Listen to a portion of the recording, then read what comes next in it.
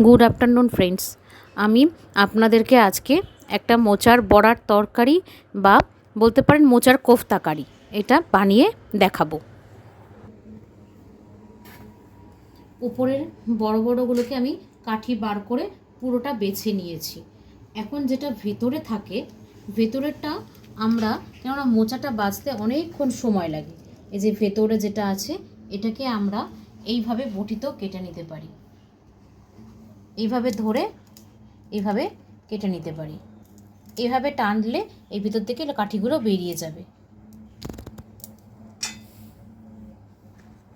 পুরো এইভাবে টেনে, এইভাবে ধরে হালকা টেনে দিলে পুরো বেরিয়ে যাবে। এই দেখুন, কেন না হলে মোচা বাছার জন্য প্রচুর সময় লেগে যায়।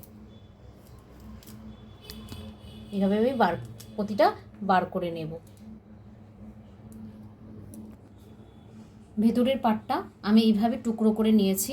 যেহেতু ভেতরের পাটটা একদম কচি থাকে, তো আমি এটাকে এইভাবে কেটে নেব। টুকরো করে নিয়ে এভাবে ঝুড়ি ঝুড়ি করে কেটে নিচ্ছি, কেন ভিতরের পাটটা পুরোটাই নরম থাকে, এটা এইভাবে খাওয়া যায় না।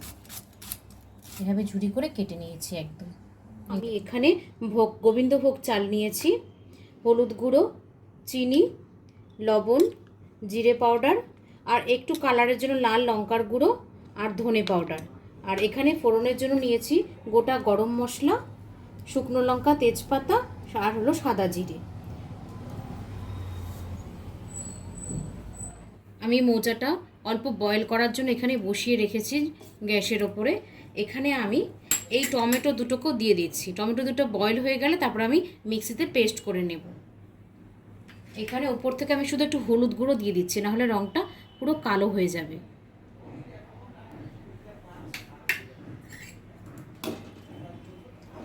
হলুদ গুঁড়ো দিয়ে দিচ্ছি। হলুদ দিয়ে আমি যে মোচাটাকে বয়েল করে নিয়েছিলাম অল্প, এখন মিক্সারে একবার আমি একটু পেস্ট করে নিচ্ছি, তাহলে টেস্ট হবে খেতে। আর এখানে আমি মশলার জন্য দুটো টমেটোকে যে একসঙ্গে সেদ্ধ করে নিয়েছিলাম, দুটো ছুলে নিয়েছি আমি টমেটো, কাঁচা লঙ্কা আর আদা। আমি এটা গ্রাইন্ড করে নিচ্ছি। মোচাটাকে আমি পুরো পেস্ট করে নিয়েছি। আর এখানে গোবিন্দভোগ চাল, টমেটো আর লঙ্কা একসাথে পেস্ট করে নিয়েছি। এখন আমি একসাথে সবগুলোকে মিলিয়ে বড়াটা বানিয়ে নেব।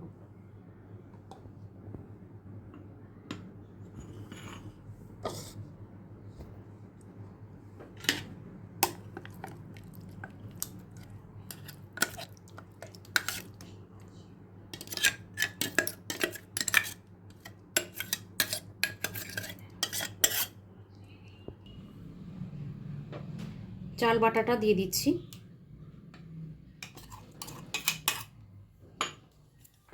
আর একটু বেসন দিয়ে দিচ্ছি।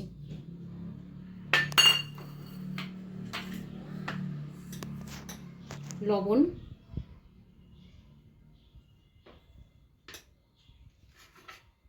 হলুদ গুঁড়ো, একটু লাল লঙ্কার গুঁড়ো, একটু জিরে গুঁড়ো, সব অল্প অল্প করে আমি দিয়ে দিচ্ছি। একটু ধনে গুঁড়ো। এখন আমি পুরোটাকে মেখে বড়াটা বানিয়ে নেব। আমি একটা তেলের মধ্যে দিয়ে দেখেছি, তেলটা পুরো গরম হয়ে গেছে। এখন আমি একে একে সব বড়াগুলো ভেজে নেব। এইভাবে করে হাতের সাহায্যে এইভাবে করে নিয়ে আমি একটা একটা করে বড়া দিয়ে দিচ্ছি।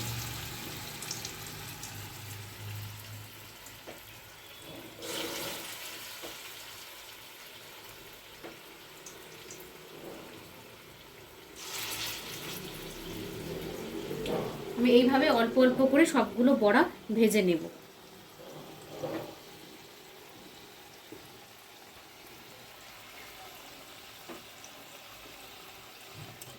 দেখুন আমি কি সুন্দর করে লাল লাল করে বড়াগুলো ভেজে নিয়েছি।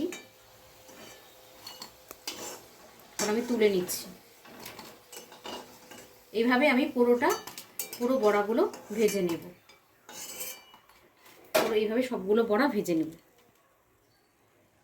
সবগুলো বড়া আমার ভাজা হয়ে গেছে, আমি সম্পূর্ণটাকে নামিয়ে নিচ্ছি। এখন আমি তরকারিটা বসিয়ে নেব। এখানে যথেষ্ট তেল আছে, এই তেলেই আমি আজকে সবজিটা বসাবো। তো প্রথমে আমি এখানে গোটা গরম মশলাটা তেলে সম্বারে দিয়ে দিচ্ছি। সাদা জিরে, শুকনো লঙ্কা, তেজপাতা,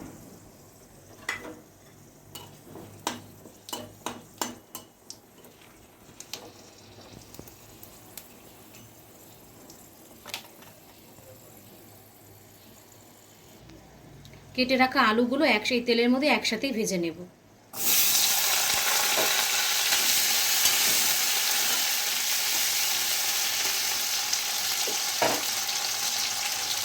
একটু হলুদ আর একটু লবণ দিয়ে আলুটা ভেজে নেব। একটু হলুদ আর একটু লবণ দিয়ে দিচ্ছি।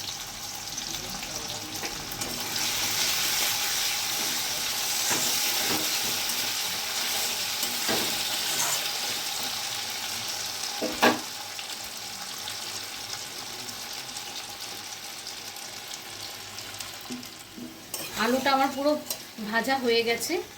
এখন আমি এখানে একটু জল দেব।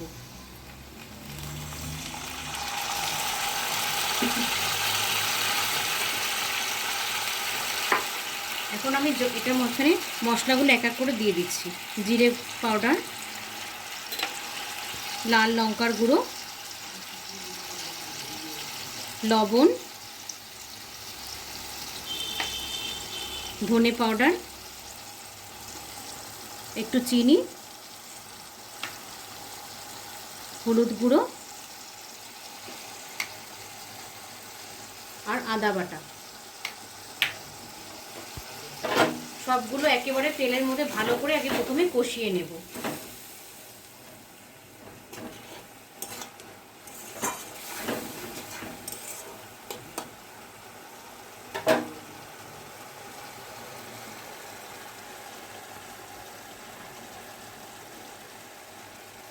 এখন আমি অল্প সময়ের জন্য মশলাটা কষানোর জন্য একটু ঢেকে রাখবো। আমি ঢাকাটা খুলে দেখে নিচ্ছি।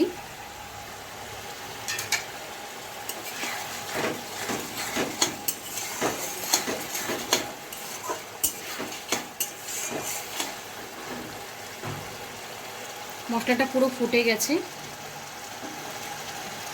এখন এখানে আমি কিছুটা জল দিয়ে তারপরে আবার ঢেকে রাখবো আলুটা সেদ্ধ হওয়ার জন্য, এবং জলটা ফুটে যাবে। তারপরে ঝোলটা যখন পুরো ফুটে আসবে তখন আমি বড়াগুলো দিয়ে নামিয়ে নেব।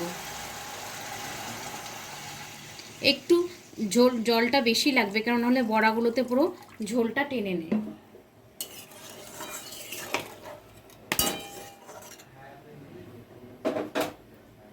কিছুক্ষণ সময়ের জন্য ঢাকা দিয়ে রাখছি।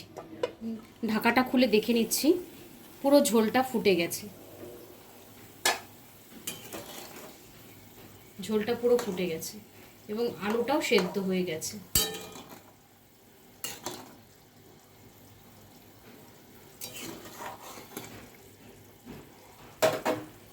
এখন আমি বড়াগুলো উপর থেকে দিয়ে দেব। বড়াগুলো দিয়ে খুব বেশিক্ষণ ফোটাবো না, তাহলে বড়াগুলো পুরো ভেঙে যাবে। গ্যাসের ফ্লেমটাকে পুরো হাই করে বড়াগুলো আমি দিয়ে দিচ্ছি। আপনারাও বাড়িতে এইভাবে বানিয়ে খেয়ে দেখবেন।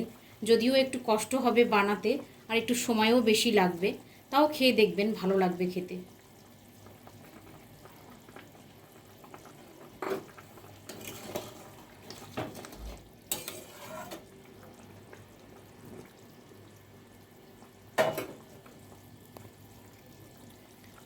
দশ মিনিট রান্না করে নামিয়ে নিচ্ছি। 10 মিনিট পর আমি ফিরে আসলাম। এখন ঝোলটা আমার পুরোটাই হয়ে গেছে। আমি গ্যাসটাকে বন্ধ করে এখন ওপর থেকে ঘি দিয়ে দিচ্ছি।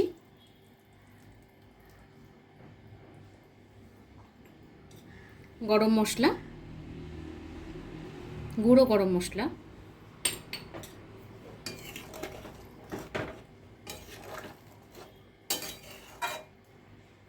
মোচার বড়ার তরকারিটা আমার পুরো রেডি হয়ে গেছে।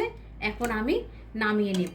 নামিয়ে নিয়ে কিছুক্ষণের জন্য ঢেকে রাখবো, তাহলে ভেতর থেকে বড়াটা পুরো নরম হয়ে যাবে। আমি নামিয়ে নিচ্ছি।